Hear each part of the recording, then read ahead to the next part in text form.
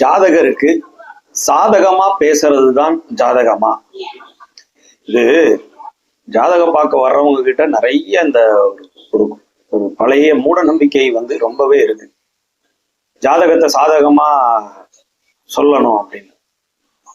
பொதுவா நம்ம ஜாதகத்துல நமக்கு சாதகமான விதிகள் இருந்தால் மட்டுமே அதை ஜோதிடர்களால எடுத்து உரைக்க முடியும்.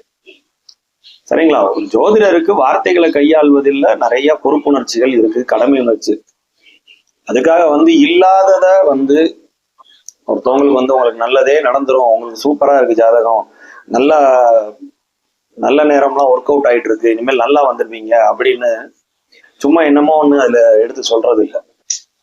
அதுக்கு கன்சல்டேஷன் அட்வைசர் போதுமே, பாசிட்டிவா பேசி பாசிட்டிவா மோட்டிவேட் பண்றது மோட்டிவேஷனல் ஸ்பீக்கர் போதுமே. இதுக்கு ஜாதகம் பார்க்கணுங்கிற அவசியம் அப்படி இல்லை. ஜாதகத்துல எல்லாமே full and full mathematics and calculations தான். கிரகங்கள் எங்க உட்கார்ந்துருக்கோ அதுக்கு தக்கன மாதிரி விதிகளும் விதி விளக்குகளையும் பொருத்தி பார்ப்பதே ஜோதிடம், இல்லைங்களா? இதுல ஜாதகருக்கு எங்க சாதகமா பேச முடியும்? அப்படி பலன் இருந்துச்சுன்னா சொல்லலாம்.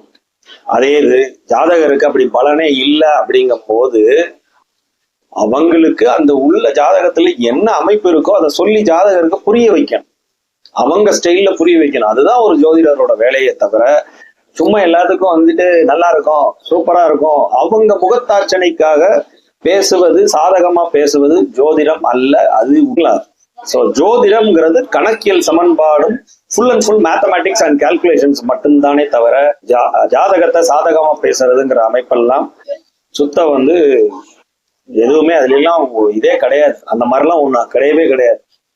கணக்கியல் தான் எல்லாமே. ஜோதிடம்ங்கிறது முழுக்க முழுக்க புதன் சார்ந்த கணக்குகள். சாதகமா பேசுவது ஜாதகம் அல்ல.